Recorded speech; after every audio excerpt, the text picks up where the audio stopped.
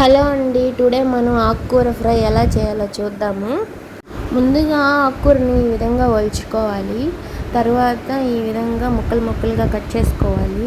ఇలా కట్ చేసుకోవడం వల్ల వేపుడు చాలా బాగా వస్తుంది. పెద్ద పెద్ద ఆకులుగా ఉంటే తినాలని అనిపించదు. ఇలా ముక్కలు ముక్కలుగా చేసుకోవడం వల్ల బాగా తినాలనిపిస్తుంది.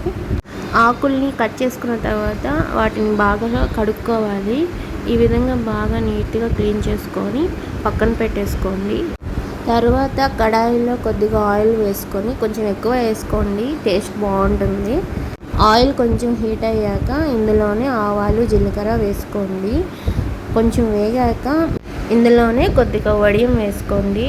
వడియం ఉంటే వేసుకోండి, లేకుంటే ఆప్షనల్. ఇది నేను జస్ట్ ఫ్లేవర్ కోసం వేసుకుంటున్నాను. ఈ వడియం చాలా బాగుంటుంది. వేగేటప్పుడు పకోడా స్మెల్ వస్తుంది. నేనైతే ఆ స్మెల్ కోసమే దీన్ని వేసుకుంటాను. భలే ఉంటుంది తినడానికి. ఈ విధంగా బాగా వేగాక మనం ముక్కలుగా కట్ చేసి పెట్టిన ఆకుకూరని ఇందులో వేసేసుకోవాలి. ఆకుకూర వేసుకున్న తర్వాత బాగా మిక్స్ చేసుకోవాలి.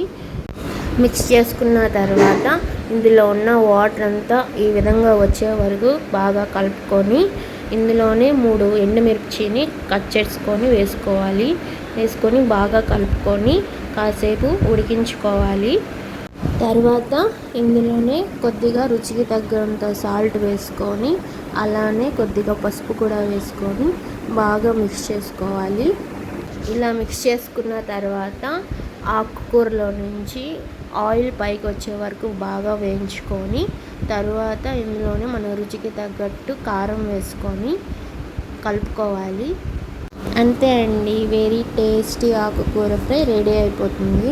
ఇది చాలా టేస్టీగా ఉంటుంది అండ్ హెల్దీ కూడా మనకి.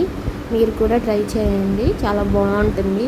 ఇంతకీ ఈ ఆకుకూర నేమ్ ఏంటో మీకు చెప్పలేదు కదా, నాకు తెలియదు. మా హస్బెండ్ నేను మార్కెట్కి వెళ్ళినప్పుడు ఆకుకూర తీసుకుందామంటే దీని నేమ్ ఏంటి అని అడిగాడు.